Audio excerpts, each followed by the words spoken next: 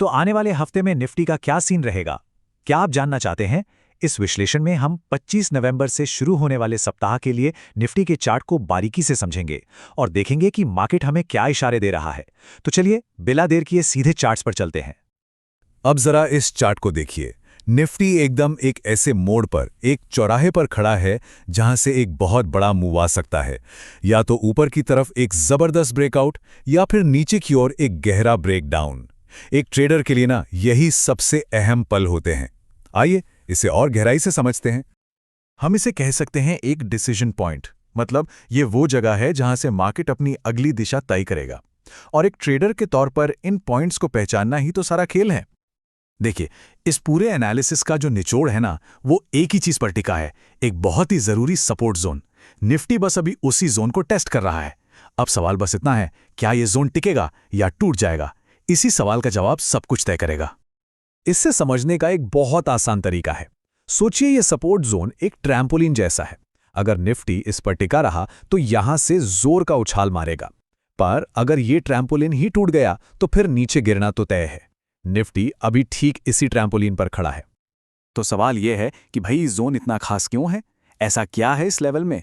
चलिए इसके पीछे की टेक्निकल वजहों को थोड़ा खोद कर निकालते हैं। ये जोन कोई मामूली जोन नहीं है। ये 3 बड़ी ताकतों के संगम से बना है। पहला है प्राइस एक्शन, दूसरा गैन स्ट्रक्चर और तीसरा डिमांड सप्लाई। जब ये तीनों एक ही पॉइंट पर मिल जाते हैं ना, तो वो जगह एक अभेद्य किला बन जाती है।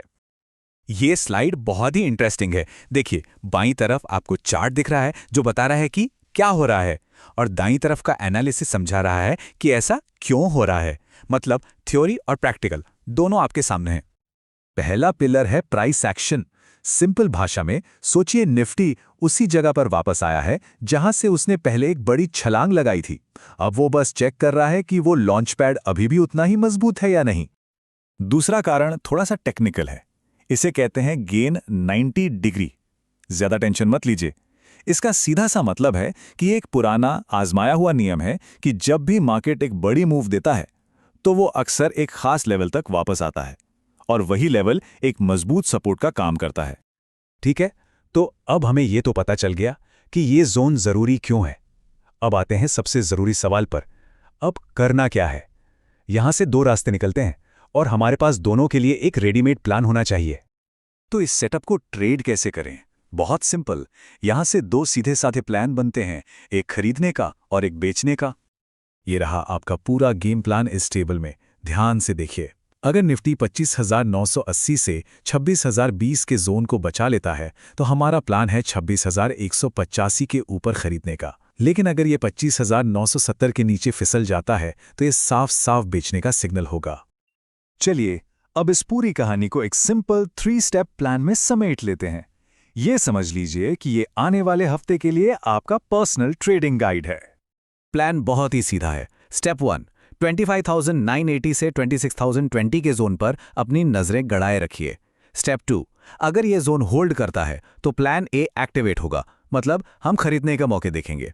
और स्टेप 3, अगर ये 25,970 के नीचे टूट जाता है तो प्लान बी पर स्विच करेंगे और बेचेंगे। चलिए एक आखिरी बार उन सबसे जरूरी नंबर्स को देख लेते हैं जिन्हें आपको इस हफ्ते अपने दिमाग में रखना है। एक बात हमेशा याद रखिए, ये पूरी स्ट्रैटेजी कंडीशनल है। हम यहां कोई भविष्यवाणी नहीं कर रहे हैं। एक अच्छा ट्रेडर वो होता है जो रिएक्ट करता है, प्रिडिक्ट नहीं।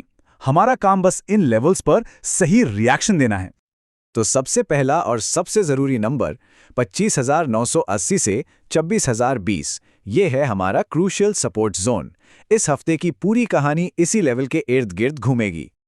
दूसरा जरूरी नंबर है 25,970। इसे आप अपनी रेड लाइन समझ लीजिए। अगर मार्केट इसके नीचे बंद होता है तो हमारा बेचने वाला प्लान शुरू हो जाएगा।